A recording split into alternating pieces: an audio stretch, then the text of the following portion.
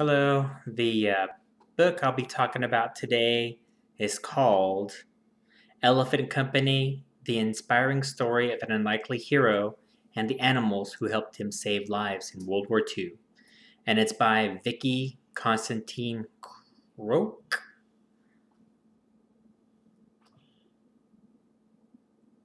I checked it out through my library at an ebook uh, company called Overdrive by Libby. They were all popular across the US and a lot of libraries, so your local library probably has some access to Overdrive. And the reason why I sometimes choose to read ebooks as opposed to print books is they're easy to transport. And the second job I work at, I do statistics input, and I can't do actual work unless someone's calling me or sending me an email with some information. And in the downtime at that job, I read the ebooks on my phone. You could also do like a tablet or something, but I think for me anyway, it defeats the purpose of portability. I already have my phone, and I could just use the apps to look at the book. And sometimes for that very reason, it takes me a little bit longer to read them because I try to focus on other print books outside of the other job. So in the ebook, I'm only reading at that job, and this one it took me, I want to say, 3 months to finish. Even though it probably wouldn't have. It probably would have taken me maybe 2 to 3 weeks to finish it if it was in print. But anywho, one of the things, sometimes you judge a book by its cover, so I have to say one of the things I'm thinking about when picking up this book, that it was going to be about some World War II and some fighting in World War II, and somehow I don't know how I thought this in my mind of elephants fighting as kind of like a transport, as animal transport, fighting from battles to battles against the Japanese.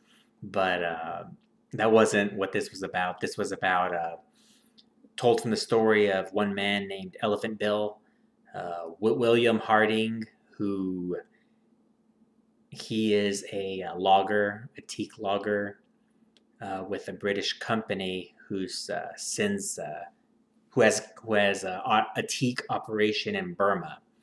It's very profitable. It's part of the British Empire at the time. A little bit after World War One, the story starts off and goes on from the beginning of Harding's career, and you get the point of view of him and what it's like to work the teak plantations, to manage the animals, oversee the native Burmese employees, and the middle part is he's hitting his stride. He's becoming his own in the business out there in the jungle, and he meets a wife. What was his wife's name?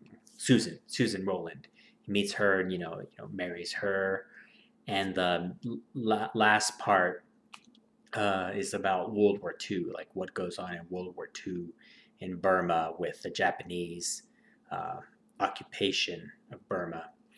Um, it never, well, and the whole World War II thing, it never really occurred to me like I don't want to say interests me, but I guess really wasn't on my radar what happened in India and Burma, or the other parts of the British Empire there.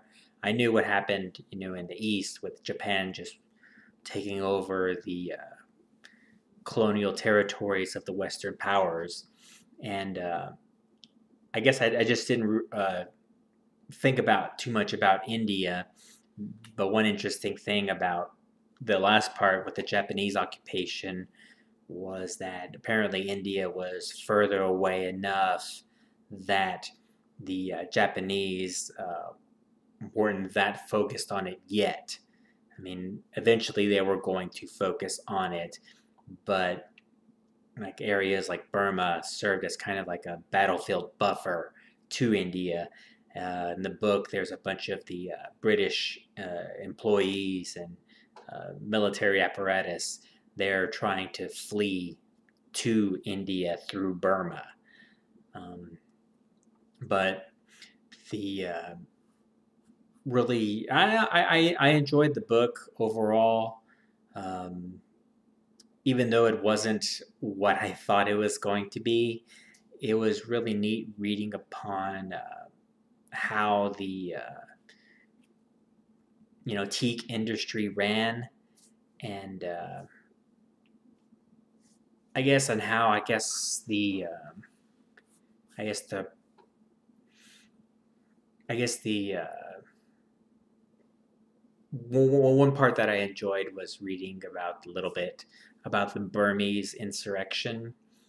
Um, and one character, I say character, but one person in the book, Potok, how he was influential in Harding's life by showing him another way to train the elephants.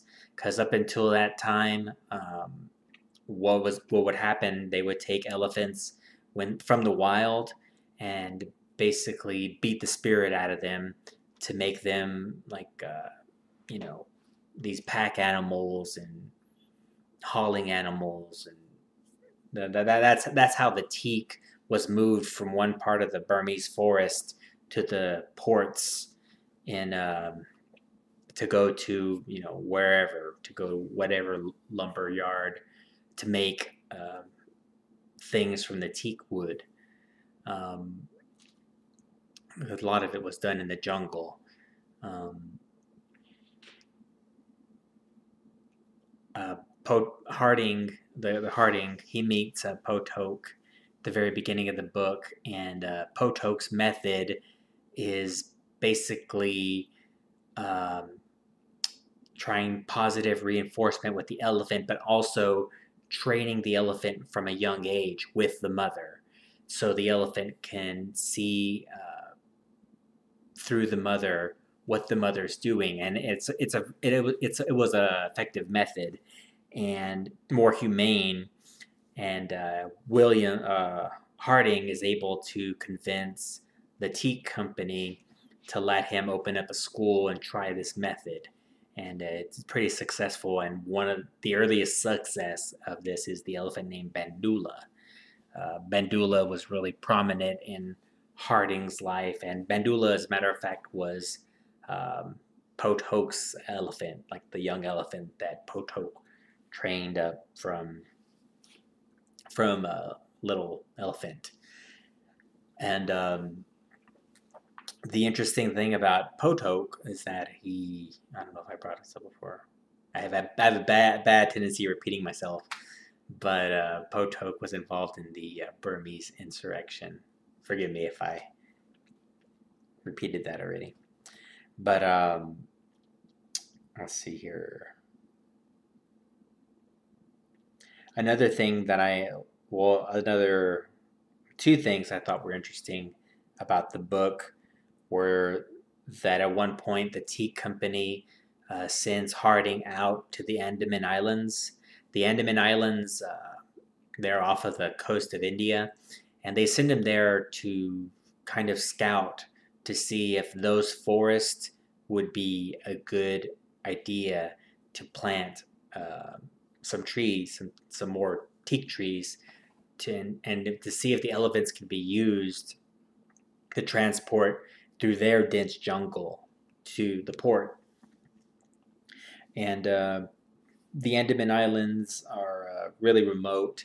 The most remote being the North Sentinel Islands. He didn't go to North Sentinel Island, but I don't know if you're familiar with North Sentinel Island, because apparently it was last contacted, I want to say, in the 1700s, and that was only for about one day. So basically, these people have been uncontacted for like millennia. Like no one can remember ever contacted them. And actually, if you go to one of these the North Sentinel Island, if you go there, the natives kill whoever shows up on the land. But he Harding goes to another portion of the Andaman Islands, and he's able to determine that you know from what I remember reading, that he determines, like, it does show promise, but other company men said no, that it wouldn't be profitable. And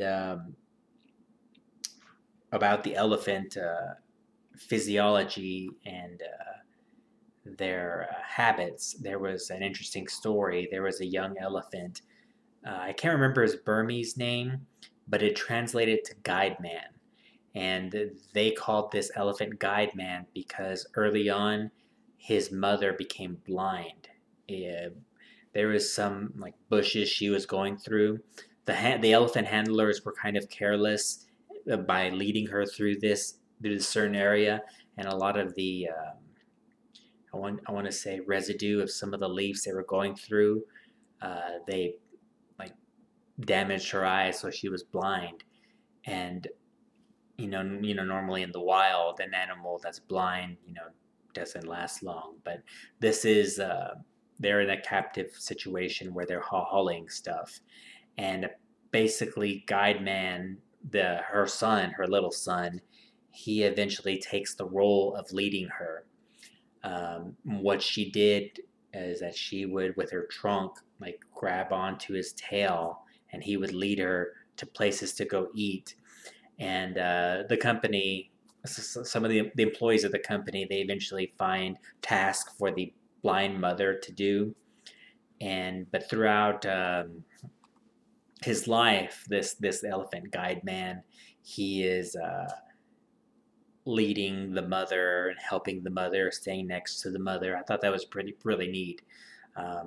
Because apparently, and in the book, at the very beginning of the book, there is explanation about elephant psychology and physiology, and how they're sentient beings. They're self-aware of themselves.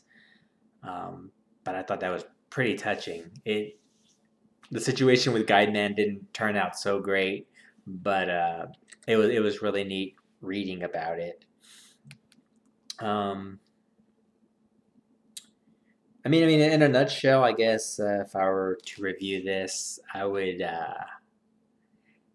liked it, but I don't know. I don't know. I mean, it was readable. It was very readable. So I would give it maybe a 4 in readability, but like for my own interest, mm, I don't know. It's rough. It would be between a 3 and a 4. I mean, if you're if you want to read like some aspect of Burmese history during World War II, through the guise of this, through the eyes of this, uh, the British, that this would be a pretty decent book. And also, it made me want to read some about the Burmese insurrection, and maybe even what happened immediately following World War II. There was a mention of a servant that worked for Harding named Ong Net.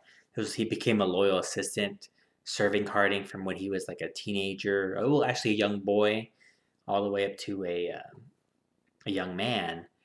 And during the rush from Burma to India during the Japanese advance, um, uh, Ong Net, Harding sends Ong Net back home to Burma, um, because there's really nothing else, Harding can do for, Ong Net.